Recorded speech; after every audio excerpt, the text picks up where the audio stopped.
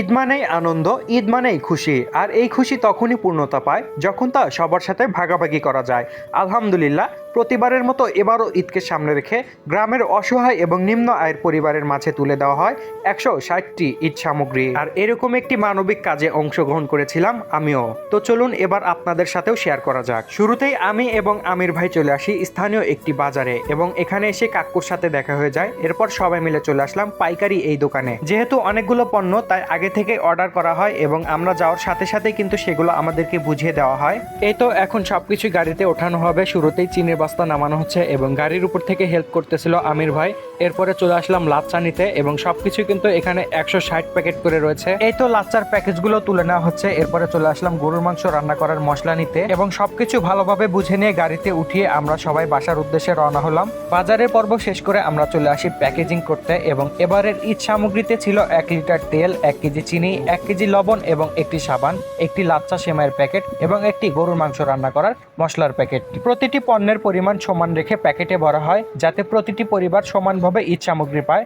সবার সম্মিলিত প্রচেষ্টায় অল্প সময়ের মধ্যেই প্রস্তুত হয়ে যায় 160টি ঈদ উপহার প্যাকেট। প্যাকেজিং এর পর্ব শেষ। পরের দিন আমরা সবাই এক জায়গায় হলাম এবং গাড়িতে করে মহল্লায় গিয়ে গিয়ে আমরা প্যাকেজগুলো পরিবারের হাতে তুলে দিয়ে আসবো। ইতিমধ্যে আমাদের মাঝে এসে উপস্থিত হয় হাকিম ভাই এবং সকলের উপস্থিতিতেই পণ্যগুলো গাড়িতে ওঠানোর কাজ শুরু করা হয়। ভাই যেহেতু তখন ঢাকা থেকে আসতেছিল, তাই তিনি আমাদের মাঝে বেশিক্ষণ সময় দিতে পারেনি, তাই তিনি চলে যায়। এরপরে সবাই মিলে গাড়িতে সমস্ত পণ্যগুলো ওঠানো হয়। এরপরে সবাই মিলে কিছুক্ষণ আলোচনা করে গ্রামের দুইটি দিকে দুইটি দল হয়ে চলে যায় আমরা এই পণ্যগুলো বিতরণ করতে। শুরুতেই আমরা গ্রামের দক্ষিণ প্রান্তে চলে যাই এবং বৃষ্টি থাকার কারণে গাড়ি নিয়ে সব জায়গায় যাওয়া পসিবল ছিল না, তাই মহল্লা ভিত্তিক একজনকে রাস্তার ধারে নিয়ে এসে ওই মহল্লায় যে কয়জন অসহায় পরিবার রয়েছে সবার জন্য লিস্ট দেখে দেখে ঈদ সামগ্রী তুলে দেওয়া হয়। এই প্রথমবারের মতো গ্রামের চাকরিজীবী সিনিয়র ভাই এবং সম্মানিত আঙ্কেলদের সঙ্গে এমন একটি মানবিক কাজে অংশগ্রহণ করার সুযোগ পেয়েছি।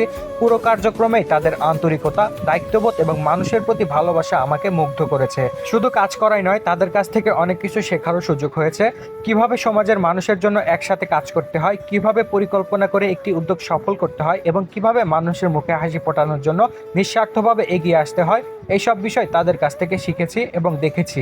এছাড়াও সমাজের একজন মানুষ হিসেবে অসহায় ও সুবিধা বঞ্চিত মানুষের পাশে দাঁড়ানো শুধু মানবিকতাই নয়, এটি আমাদের সামাজিক ও নৈতিক দায়িত্বও বটে। আমাদের আশেপাশে এমন অনেক পরিবার আছে যারা নানা কারণে ঈদের আনন্দ থেকে বঞ্চিত হয়। তাদের মুখে সামান্য হাসি ফোটাতে পারা, তাদের পাশে দাঁড়াতে পারা এবং ঈদের খুশিতে তাদেরও অংশীদার করতে পারা আমাদের জন্য অনেক বড় একটি প্রাপ্তি। প্রতি বছর এই ঈদ সামগ্রীগুলো মূলত বিতরণ করা হচ্ছে মানবিক সহায়তা এরন্ধ এর পক্ষ থেকে। মানবিক সহায়তা এরন্ধ এমন একটি সামাজিক উদ্যোগ যেখানে গ্রামের চাকরিজীবী, প্রবাসী এবং সমাজের বিভিন্ন শ্রেণীর পেশার মানুষ নিয়মিত অনুদান ও সহযোগিতা করে থাকেন।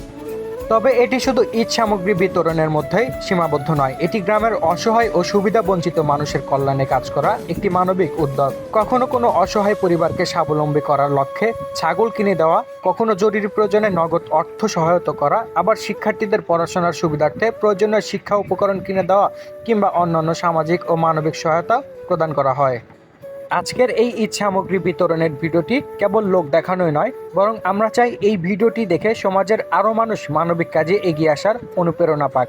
আমাদের আশেপাশে এমন অনেক অসহায় পরিবার রয়েছে যারা সামান্য সহযোগিতার অপেক্ষায় থাকে। এই ভিডিওটি যদি একজন মানুষের মনেও মানবিকতার বীজ বপন করতে পারে, যদি একজন মানুষও কোনো অসহায় পরিবারের পাশে দাঁড়ানোর সিদ্ধান্ত নেয়, তাহলেই আমাদের এই প্রচেষ্টা সার্থক হবে। যাই হোক, কথা বলতে বলতে কিন্তু আমরা প্রায় 70% ঈদ সামগ্রী অসহায় পরিবারের হাতে তুলে দিয়ে এসেছি এবং আপনারা নিশ্চয়ই ভিডিওতে লক্ষ্য করবেন যে আমরা আসলে কেমন পরিবারের কাছে গিয়েছি এবং কাদেরকে ঈদ সামগ্রীগুলো তুলে দিয়ে এসেছি। প্রচুর বৃষ্টিপাতের কারণে রাস্তাগুলো একদমই নোংরা হয়েছিল, তবুও কিন্তু আমরা থেমে থাকিনি অথবা ঘুরেও চলে যাইনি। আমরা এই কাদা উপেক্ষা করে চলে গিয়েছিলাম অসহায় পরিবারের মুখে হাসি ফোটাতে, কারণ আমরা জানি এই ঈদ সামগ্রীগুলো পেয়ে তারা কতটা খুশি হবে এবং তাদের আনন্দটা কতটা বেড়ে যাবে। আমরা প্রতিটি পরিবারের বাড়ির মধ্যে গিয়ে এই ঈদ সামগ্রীগুলো দিয়ে এসেছি এবং এমনও হয়েছে যে বাড়িতে লোক ছিল না, আমরা নিজ দায়িত্বে ঘরের মধ্যে গিয়ে ঈদ সামগ্রীগুলো রেখে এসেছি।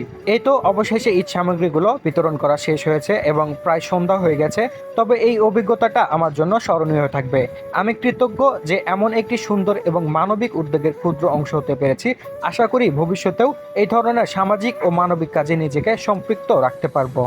আপনারাও চেষ্টা করবেন নিজ নিজ অবস্থান থেকে মানবিক কাজে অংশগ্রহণ করতে। ভিডিওটি বেশি বেশি শেয়ার করে দিন যাতে এটি আরো মানুষের কাছে পৌঁছে যায়। হয়তো এই ভিডিও দেখে কেউ একজন কোনো অসহায় পরিবারের পাশে দাঁড়ানোর অনুপ্রেরণা পাবে, কারো মুখে হাসি ফোটানোর উদ্যোগ নেবে।